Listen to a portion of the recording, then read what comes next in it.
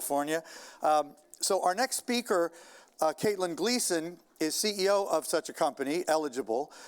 And the title of this session is quite, I think, aspirational, you might say. How data science and deep learning are simplifying healthcare payments. We've certainly heard how frustrating healthcare payments are in the United States.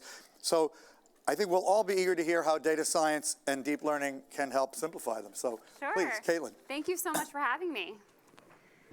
Hi, everybody. I'm Caitlin. I'm the CEO and co-founder of Eligible. Eligible is a healthcare infrastructure company. Oh, there's our slides. Eligible is a healthcare infrastructure company in the application programming interface space. We were the first developer-friendly platform for integrating real-time patient eligibility and claim submissions.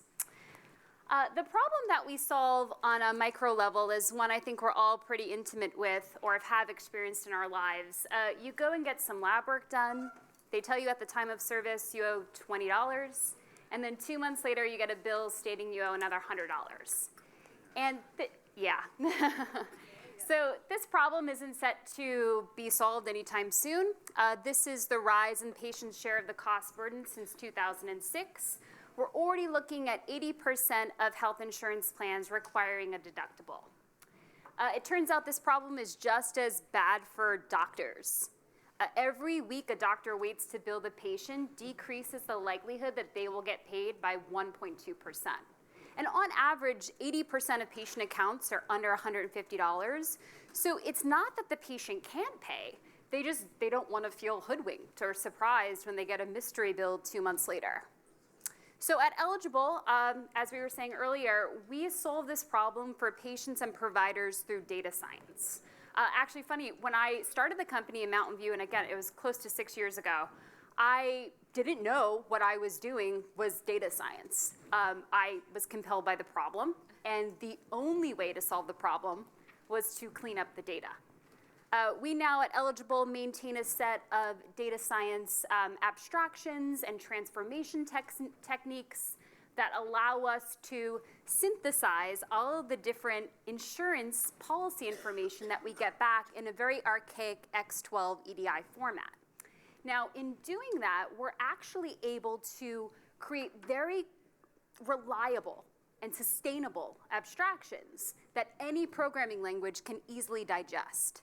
So the problem here is everyone says, technology, but technology is, in our day and age, wasn't able to absorb the data that was coming back to them. And with Eligible, now they can. We also have now implemented machine learning algorithms, which they predict patterns based off of a data set of over 100 billion healthcare cases that we have in our proprietary data set. We've also implemented natural language processing. So for natural language processing, we often will get back a ton of context from insurers, but we'll get it back in unstructured data. We'll get it back in free text messages. So obviously natural language processing is helping us work with that. And through the deployment of our APIs in provider systems, we are now able to accurately predict what a patient will owe at the time of service. So scheduling, registration, check-in, and check-out. It's also very good for the provider's bottom line. This is an example of one of our customers, their return on investment. And yeah, we hope as a byproduct, we will enable providers to not have to worry about collecting a $50 bill and be able to cure cancer. Aspirational. That's it. That's Eligible. Thanks. So, really interesting. First of all, why is it called Eligible? So our first product is patient healthcare eligibility. I see. Okay, so your clients are the hospitals and doctors groups and people like that. That's correct. But the interface that you build then is used by the patient as well? Yeah, for instance, Cleveland Clinic is one of our customers. Oh, they're on stage in a few minutes. Yeah, and they have something called the Appointment Pass. And the Appointment Pass is a barcode that every patient, when they walk into a Cleveland Clinic center, they actually scan it, and they're told their copay and their deductible and their coinsurance. And that is actually built with our application programming interface. So underneath the hood of that application is our data feeds going back and forth to your insurers. So explain a little more about what got you motivated to do this and raise $25 million, which you've done to solve this problem. And what was your background prior to this? Oh, Interesting. So I went to school for acting. That was my background. 23 years old. I got a very aspirational, existential hunger in me to find a different, kind of the new world of what was being created and who was changing the world. I teamed up with a company called Dr. Chrono, which is a iPad EHR company. And in doing so, I had Electronic health record, yes. That's just correct. To translate the acronyms, yes. You got it? Yep. And in doing so, I had to work with tons of doctors all day long, every day, and all of their billing staff. And one doctor in New York City was the top oncologist in the city, and he had millions of dollars wrapped up because he was filling out paperwork wrong to insurance companies.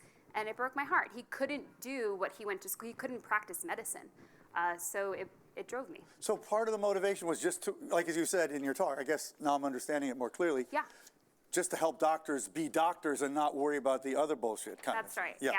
And also, it brings transparency to the patient. The patient wants to know, they don't mind paying. They just want to know what they're going to owe. So what's your optimistic Silicon Valley trained attitude towards how broadly this kind of thing could actually change the way medical system works? Yeah, so we like to remove all of the friction in fee-for-service first. So remove all the fee-for-service friction, and then be able to focus on value-based payments.